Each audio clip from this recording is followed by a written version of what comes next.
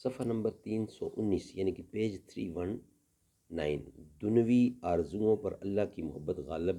رہنے کے لیے بہترین دعا۔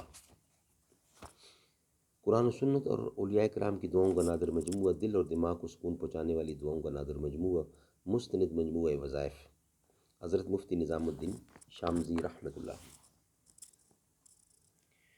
دنوی آرزوؤں پر اللہ کی محبت غالب رہنے کے لیے دعا۔ اللہم اجعل حبک احب الاشیاء الی واجعل خشیتک اخوف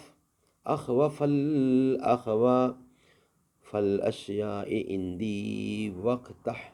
انی حاجات الدنیا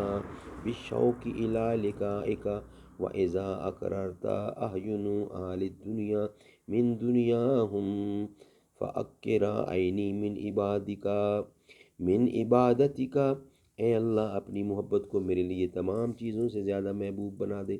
اور اپنا خوف مجھ سے ہر چیز کے خوف سے زیادہ بڑھا دے، اور اپنی ملاقات کی تڑپ عطا فرما کہ دنیا کی سب حاجتیں میرے دل سے نکال دے، اور جب دنیا والوں کو دنیا دے کر ان کی آنکھیں ٹھنڈی کرے تو میری آنکھیں اپنی عبادت سے ٹھنڈی کرنا۔ بہت سے مسلمان اس روحانی بیماری میں مبتلا ہیں کہ جب دنوی خواہش کے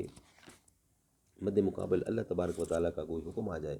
تو انہیں اللہ تبارک و تعالیٰ کا حکم پورا کرنا مشکل معلوم ہوتا ہے۔ مثلا آج مسلمان عورت پردہ اس لیے نہیں کر رہی کہ احباب و رشتہ دار خواتین کیا کہیں گی، برادری میں ناک کٹ جانے کے خوف سے شادیوں وغیرہ میں فضول رسمیں ادا کی جاتی ہیں، خواہ ان کے لیے قرض یا زکوٰۃ بھی لینی پڑے، یا دولہا کی ماں اپنی بہو کے گھر والوں سے زبردستی دعوت کرانے کو کہتی ہے، یا گھر کے سربراہ مرد صرف خاندان کی لڑکیوں اور اہل خانہ کے اسرار پر ان تقاریب میں کئی گناہوں مثلا گانے بجانے، تصاویر، فوٹو مووی کی اجازت دے دیتے ہیں۔ ان سب خرابیوں کی اصل وجہ ایمانی طاقت اور اللہ تبارک و تعالیٰ کی محبت میں کمی ہے۔ اگر اللہ تبارک و تعالیٰ کی محبت ساری محبتوں اور تعلقات پر غالب آ جائے تو کوئی مسلمان اللہ تبارک و تعالیٰ اور رسول اللہ صلی اللہ علیہ وسلم کا حکم نہیں رد کر سکتا۔ اس لیے ان دعاؤں کے ترجمہ پر غور کرتے ہوئے یہ دعا اہتمام سے مانگا کریں، اور تمام مسلمانوں کے لیے بھی اس میں نیت کر لیا کریں کہ اے اللہ اپنی محبت سب کو نصیب فرما۔ صدق اللہ العلی العظیم۔